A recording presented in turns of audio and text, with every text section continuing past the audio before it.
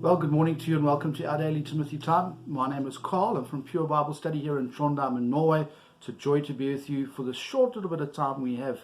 This is episode 203 in the lineage of our daily Timothy time program, and we've made it this far. It's amazing, and it started just as COVID kicked in the whole global pandemic back in March 26, 2020 last year. So it's been an exciting time. I hope you've enjoyed it if you've tracked with us from the beginning. And right, today, Wednesday, the 10th of February, 2021, Daniel, we've got down to chapter 5, verse 29, the last time we read together. Today, we're going to close the chapter out, then go into chapter 6. So, let's quickly close out here. Daniel chapter 5 verse 30. In that night was Belshazzar the king of the Chaldeans slain, and Darius the Median took the kingdom, being about 62 years old. 62 years, 62 years old. Okay, now notice this, that Darius the Median took over. Now if we go back to chapter 2, remember we read that some time ago, and in our studies we're going to get there shortly. Let's just quickly revise over what Nebuchadnezzar's dream was, and we can just see how this fits into where we are currently reading in chapter 5. Remember in chapter 2, Nebuchadnezzar had a dream. Long story short, Daniel interprets it for him, and Daniel had this to say: this image head was of fine gold, his breast and arms of silver, his belly and thighs of brass, his legs of iron, his feet part of iron, part of clay. So when Darius the Mede takes over, you're looking at his breasts and his arms of silver. That's the part of that image that Nebuchadnezzar dreamt about. That's where we're at when we get to chapter 5, the end of chapter 5. The head of gold, Nebuchadnezzar, his kingdom that's over. The Darius is now taking control. Chapter 6 is a goodie. This is about Daniel, there's a lot to draw from chapter 6,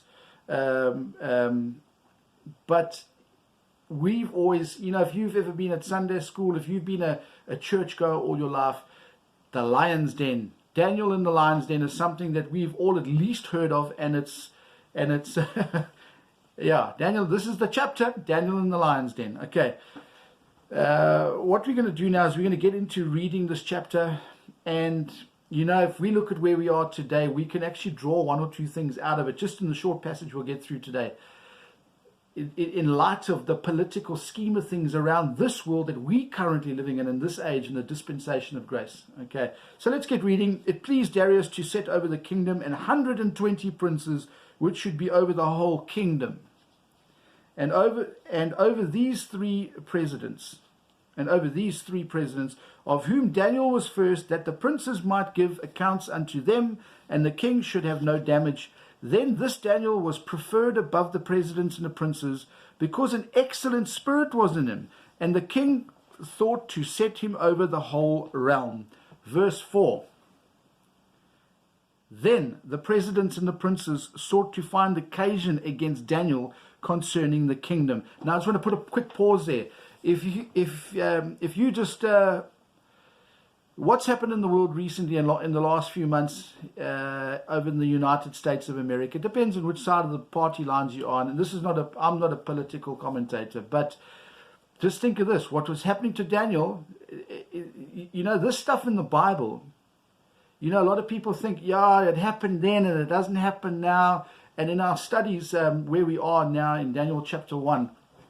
We're going to see some things about the religious system that were in time past, that are still alive and well today. And people think, it's story time. It doesn't happen today. But it does, dear gentle listener. So, so verse 4. To me, in my mind, with what's going on in the world today, that just the little alarm bell rings for me. That's for me anyway. That's just my private subjective. But let's move on in the little bit of time we got left here.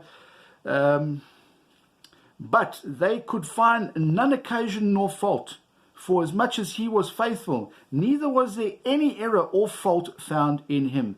Folks, I look at the time we're up today. I hope you're enjoying this read in Daniel. It's really good, and it's been a real joy to be teaching the book of Daniel. If you've been following along, I hope you've enjoyed it. And if you haven't heard any of the lessons and you desire to, they're on the channel here. Just look for it in the playlists. We just see Daniel, the book, and you can click on and view anyone, or you can view, I think there's 5 of them there already. Anyway, wherever you are in the world, thanks for tuning in. I hope you have a great day. And tomorrow we're going to carry on with Romans. We're doing that textual study. Until we meet then, take care, Maranatha.